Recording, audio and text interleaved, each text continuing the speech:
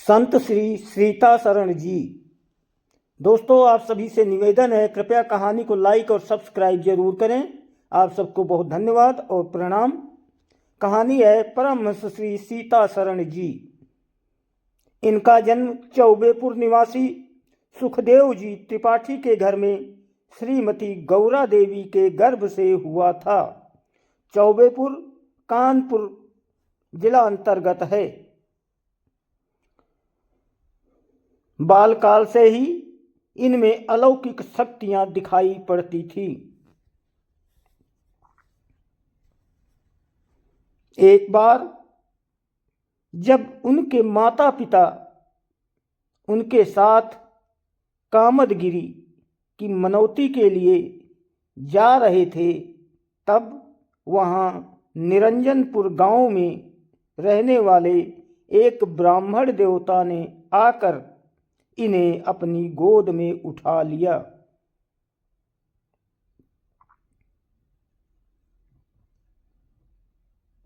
और पूछने पर बोले कि आज मेरे समस्त दुख दूर हो गए हैं। जो कभी देखे तक नहीं थे, वो कह रहे हैं आज मेरे सारे दुख दूर हो गए हैं। मैं वर्षों से इसी की खोज में था, इन्हें ही खोज रहा था। यूं कहकर और बालक का मुंडन संस्कार करवाकर चले गए। 8 वर्ष की अवस्था में इनके उपनयन संस्कार के समय वही ब्राह्मण देवता फिर आए और इन्हें उपदेश और आशीर्वाद एवं बद्रिकाश्रम के वन में फिर मिलने का आश्वासन देकर चले गए। यज्ञोपवीत में आए, आशीर्वाद दिया, आश्वासन दिया, आशीर्वाद देकर चले गए। 8 वर्ष की अवस्था में ये सब हो गया। तभी से इनका जीवन बदल गया।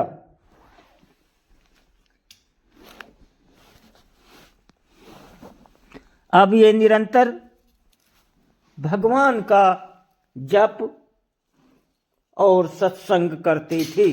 भगवत पूजन आदि में ही लगे रहने, सर्वदा मौन होकर एकांत में बैठे रहते। उनकी ये दशा देखकर माता पिता उनके विवाह की तैयारी करने लगे।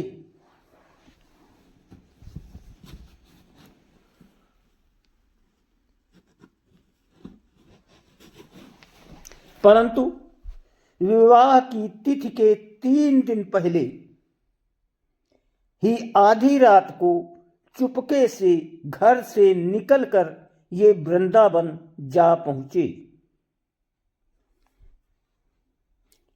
वहां से हरिद्वार और हरिद्वार से सत्यनारायण धाम पहुंचे। सत्यनारायण धाम बद्रिकाश्रम को कहते हैं।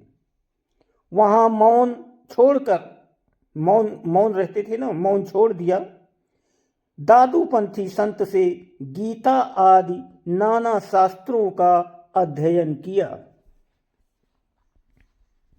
7 मास तक वहां रहकर फिर घूमते घूमते बद्रिकाश्रम जा पहुंचे और वहीं कुटी बनाकर रहने लगे।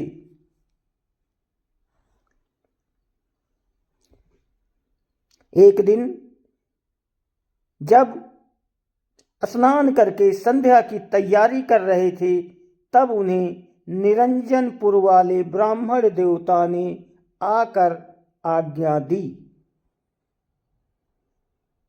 कि मेरा ही स्थूल देह, वो ब्राह्मण देवता कह रहे हैं कि मेरा ही स्थूल देह इस समय अयोध्या जी में शीलमणि के रूप में उपस्थित है। तुम जाकर उन्हीं से दीक्षा ले लो। वहां जाकर दीक्षा ली और गुरु आज्ञा अनुसार साधन में तत्पर रहने लगे।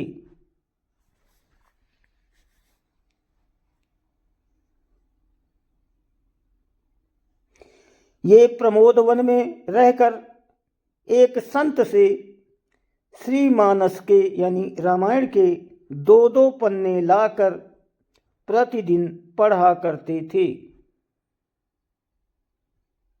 इसी समय भगवान ने इन्हें वैशाख मास में श्रीमानस के 7 पाठ करने के सपने में आज्ञा दी। बाद में ये अयोध्या से 8 कोस पश्चिम की ओर स्थित गुरुपुर धाम में सरयू तट पर, सरयू के किनारे एक वट वृक्ष के नीचे कुटी बनाकर 9 वर्ष तक रहे।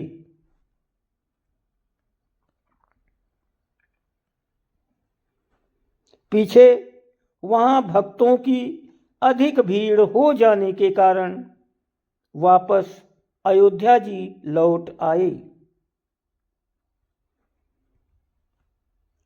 और युगलानंद शरण स्वामी जी की आज्ञा से श्री लाल साहब जी की सेवा करने लगे।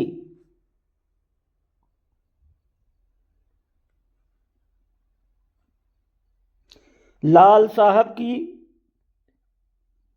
साहब जी की सेवा में इनकी इतनी निष्ठा थी कि यदि कभी भूल से सेवा में कोई गलती रह जाती तो भगवान स्वयं स्वप्न में दर्शन देकर इन्हें वो भूल समझा दिया करते थे। स्वयं भगवान समझाते थे। ये झूला, ये एक त्योहार है झूला का। ये झूला और होली आदि उत्सव प्रतिवर्ष बड़ी धूमधाम से मनाया करते थे। एक बार जब होली उत्सव के उपरांत ये रस रंग मणि साधु के साथ बैठे हुए थे, रसरंग मणि के साथ बैठे हुए थे, तब भगवान ने होली के रंग में रंगे हुए तीनों भाइयों एवं सखाओं के सहित इन्हें दर्शन दिए। इनके अमूल्य उपदेशों से हजारों जिज्ञासु भक्तों को आनंद की प्राप्ति हुई।